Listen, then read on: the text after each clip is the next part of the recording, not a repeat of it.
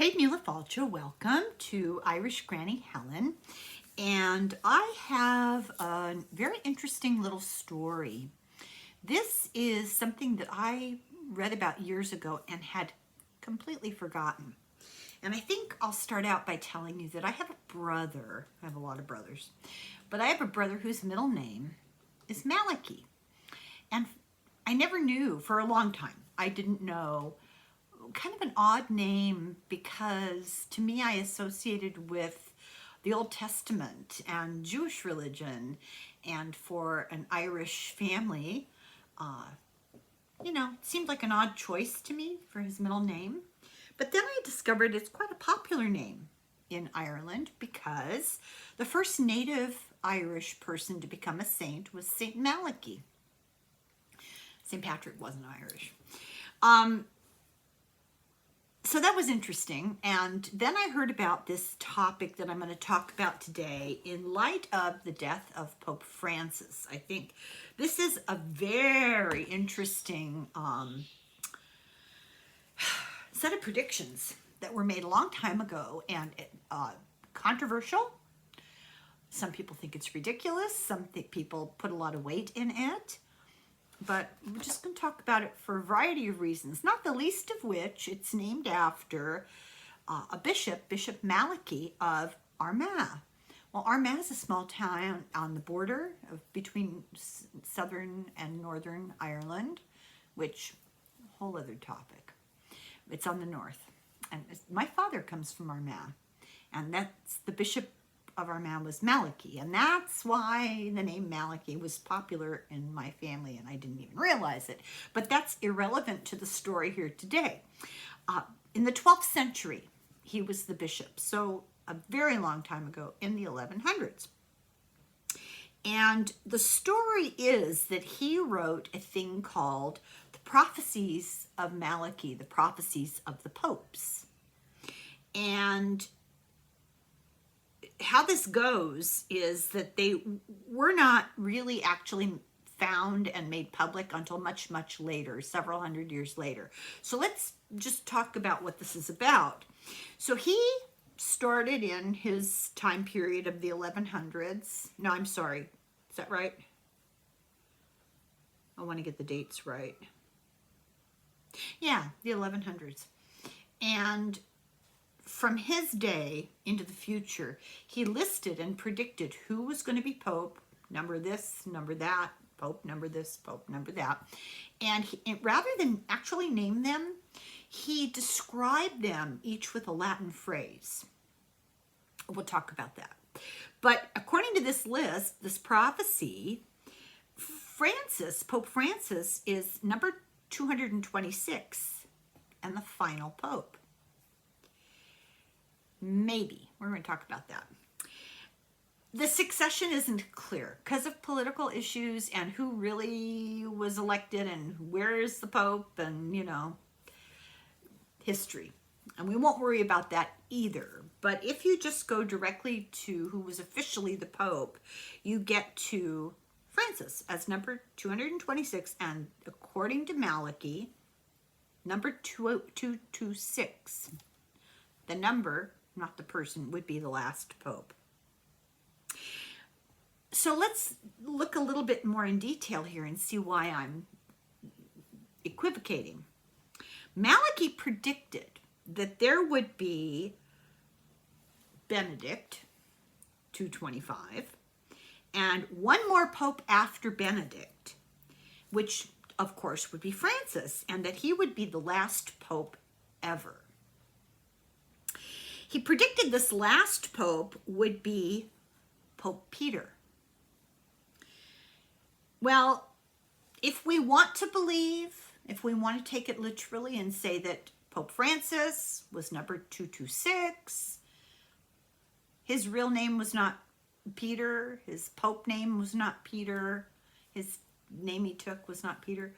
So this is all wrong, except that his father's name was Peter. And, in that line of family succession, he was the son of Peter.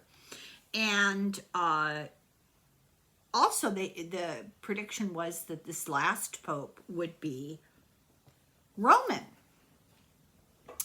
Well, Rome didn't, Italy didn't exist when these predictions were made. That was just called Rome, you know, it was called Rome. And interestingly enough, Pope Francis's family is from Italy. They fled from fascism to Argentina. So let's talk about the specific prophecy, and then we'll look at this a little bit more closely. So this is a quote. In the final persecution of the Holy Roman Church, there will reign Peter the Roman, who will feed his flock amid many tribulations, after which the seven-hilled city will be destroyed, and the dreadful judge will judge the people. Well, Rome is the city of seven hills. So these prophecies were hidden in the Roman archives until 1590, and eventually were found by a guy called Arnold Weir. And I don't know Arnold Weir, like who he was or anything. I didn't take the time to look that up. But he revealed them to the public. And interestingly enough, each pope has a descriptive Latin phrase, and a couple really jump out. One, for example, is de labore solis, which in Latin means the eclipse of the sun.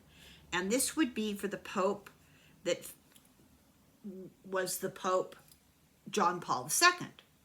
Well, John Paul II was born May 18th, 1920 during a solar eclipse. Then we have Gloria Olivae, which would be number 225, I think. Pope Benedict. And Gloria Olivae means the glory of the olive. Well, what's that got to do with Benedict? He's not even Italian, right? Well, his religious order were called the Olivetans, those of the olives. So some people call this nonsense. You know, this is just nonsense. And one Irish theologian, of course, they said, these predictions are just a grand old fun tale that have about as much reliability as the morning horoscope. I have some friends who are astrologers who would take exception to that. So I looked into the front runners for this particular job opening, and I thought it was really interesting. There are 4 people that are really top candidates in the Pope sweepstake is what I wrote down. The most likely one, the very, very biggest threat to everybody is Archbishop Pietro, or Cardinal Pietro Parolin from Italy. Pietro means Peter. The next one is Peter Turkson of Ghana. The next one is Peter Erdo of Hungary. And then Pier Battista Pisabella from Italy. And Pier Battista is all one word. It means Peter the Baptist. So according to these prophecies, Pope Francis took the slot, the final slot. He's not a Peter. He's from Argentina. He wasn't born in Italy. He is of Italian blood. He is of the family of Peter, literally. But do we count Francis? And I'll tell you why I'm making this argument. When I was a kid, now I don't know how things are different now, and things have been slightly different in the past, but mainstream Catholicism that was taught to me was that when the Pope is anointed, he's the Pope for life. That doesn't change.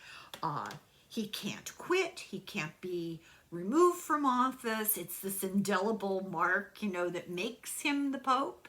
And he's the Pope until the day he dies. And there may be political things, there may be health things, but once the Pope, always the Pope. And You can't replace the Pope if the Pope is still alive. That's how I was taught.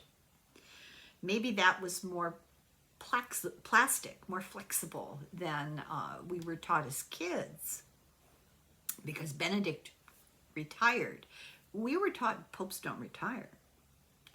So if we go by that rule that I was taught, and I'm not saying that that's correct or not correct, I'm just saying that was the prevailing attitude that I knew about and that the kids that I was raised with knew about. So if we say that Benedict was still the Pope, Francis wasn't really the Pope, he was, but he wasn't, because you can't have two popes at the same time, so the first one gets dibs. Benedict didn't die until Francis was already in the job. But does that make Francis illegitimate because Benedict hadn't died? Which means we still have not had the final pope. So either Francis was the final pope, or we have one more coming up. And if we have one more coming up, he's going to be Italian, and he's going to have the name Pietro, according to the prophecy. So we'll see. So I did a little looking up of Nostradamus to see how he weighs in on this. And this is what he said. So his prophecies were Les Prophecies from 1555. We've gone over them with the Dolores Cannon books, which are really interesting. If you haven't seen the videos, this is shameless self-marketing here. If you haven't seen the videos that I made about the Nostradamus predictions, the books of Dolores Cannon, she took somebody back under hypnosis, and that person claims to have connected with the living Nostradamus in the past who was in meditation. Not his spirit, not looking at the past. Nostradamus was meditating, she was under hypnosis, and they communicated and explained all these things that people were confused about in his quatrains. They're in Old French, medieval French, I believe. Very difficult to understand, and they're intentionally coded because, you know, the Inquisition. He didn't want to die. Very interesting books. Block Assault, we don't know. I would never say rely 100% on anything like that. Take what feels genuine to you. But Nostradamus said a lot of really interesting things. And one of the things he said in his 1555 prophecies was that the death of Francis in the Vatican would have the influence of the papacy weakened. The influence of the Vatican as a political entity and the influence of the church over the world would be seriously weakened. Now, this is astrologer Michel de Nostradamus. He made some pretty grim predictions after the death of what he called the very old Pope. 88 is pretty old. So this is the quote. This is what he said. A Roman of good age will be elected. Of him it will be said he weakened his seat, but long will he sit and in mordant activity. This is not good. A young man of dark skin, with the help of the great king, will deliver the purse to another of red color. I have no idea what that means. And at the moment, how it stands is there's going to be approximately 2 weeks of official mourning. The Pope will lie in state at St. Peter's Basilica, and he will be buried in the Basilica of Santa Maria Maggiore in the Esquiline neighborhood, Esquiline Hill, one of the 7 hills of Rome. Francis was the first pope from outside of Europe in 1300 years. Nostradamus predicted his papacy, and he predicted that at his death, it would usher in a time of turmoil, that Europe would be at war with England? Devastating England. I was thinking maybe that's Brexit, you know. But no, he's talking about war. And would devastate England and spawn new foes. New foes. So the rest of what he predicted, these are his words. This is not coming from me. This is what Nostradamus said. So, you know, take this with a grain of salt. He said there would be a new plague in England. It would return from the past, and no enemy is more deadly under the skies. He said a great fireball from the cosmos will devastate the earth. It would be a harbinger of fate, and there will be a cosmic dance between the fate of the earth and a second chance. So, you know, people don't know how to interpret this, and they're asking the question, is he discussing the fate of humanity? Is that coming to an end to give the earth a break? The fate of the earth in recovery? He also predicted that there would be a war happening right now, and we can only assume he means Ukraine, that will end in 2025 because the armies will be spent. But that's what two people have to predict about the Pope, the fate of the Vatican, the papacy. And I am going to make, I'm going to put this out in public, and I'm going to make a special video asking about these candidates and the situation. And I'm going to put that behind my paywall, and I hope you'll join me there. It's 99 cents. If you have trouble figuring out how to sign up, I've heard some rumor that that might be a problem. You can't do it on your phone. You have to do it from a computer. And if you go to my channel, you'll see a little blue button that says join. And it's really self-explanatory. I did it. If I can do it, anybody can do it. So please do consider becoming a member, because I have quite a bit of content. Now, I've been in trouble here the past close to 2.5 months. I've been on probation. And so I've been holding back on what I put even in my membership. I'm afraid of, you know, I'm walking on glass here. I'm walking on thin ice.